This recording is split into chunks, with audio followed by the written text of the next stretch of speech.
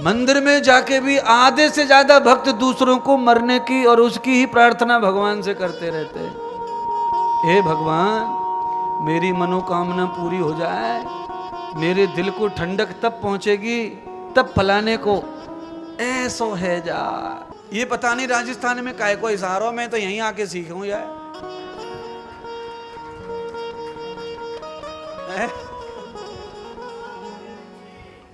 मैं सच्ची कह रहा हूं, मोको तो यहीं सीखो, 6 दिन में ही आगो ज्ञान इतना। समझ गए क्या? अब तुम्हारा ज्ञान है, तुम्हें नहीं समझ में आवेगा क्या? अब बताओ, कल्पना करो, भगवान से प्रार्थना क्या कर रहा है ये।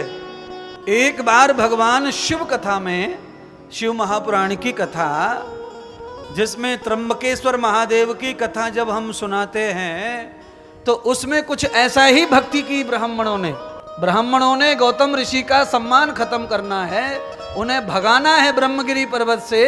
इसीलिए गणेश की स्थापना करके विशेष अर्चना वंदना करके गणेश जी को प्रसन्न कर लिया, और प्रसन्न करके वर मांग रहे हैं कि गौतम ऋषि को बर्बाद कर दो, गौतम ऋषि को पापी बना दो। भगवान गणेश कह रहे हैं, कौन सी मूली खा के आए हो बदमाश हो, इतनी गंदी उगल रहे हो। जिस महात्मा ने तुम्हें बसाया, दोबारा से तुम्हें जगह दी, घर दिए, हरियाली दी, नेकी के साथ बदी, और हमें पाकर तुम हमसे ये करवा रहे हो। तो ब्राह्मणों ने कहा, आपको करना ही पड़ेगा, क्योंकि हमने आपको प्रसन्न किया है, और आप भक्ति का वर नहीं देंगे तो दुनिया आपको कोई नहीं पूछेगी। गणेश मजबूर हो गए, और गौतम ऋषि को पापी बनाने के लिए गणेश भगवान ने एक बूढ़ी गाय का शरीर धारण करके गौतम ऋषि के खेत में घुस गए। कभी कभी भक्त इतनी कुबुद्धि हो जाता है कि भगवान को भी मजबूर कर देता है। बंधुओं, आत्मदेव ब्राह्मण की कथा भागवत में आती है, उसने भी भगवान को मजबूर कर दिया था, अगर तुमने बेटा नहीं दिया तो मैं मर जाऊंगा अभी जमुना में कूद के। जमुना जी नहीं थी वहां, तुंगभद्रा नदी थी। भगवान ने कहा, इतना दान, इतना यज्ञ किया है, केवल पिता बनने के लिए तुम ऐसी हाथ से कर रहे हो, मजबूर कर रहे हो हमको, मत करो मत करो।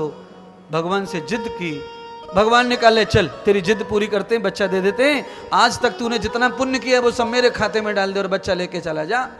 भगवान ने बच्चा दे दिया। बाजी पूरी कथा भागवत की सुनते हैं, आपको पता है उस बालक ने क्या क्या खेल रचे, आत्मदेव ब्राह्मण का सर्वनाश कर दिया। इसीलिए भगवान से जिद करके कोई चीज मत करवाओ, उनकी प्रसन्नता से भगवान के आशीर्वाद को ग्रहण करो, और ये कहते रहो रोज, भगवान आप जिसमें राजी है हम भी उसमें राजी है, हमें और कुछ नहीं चाहिए।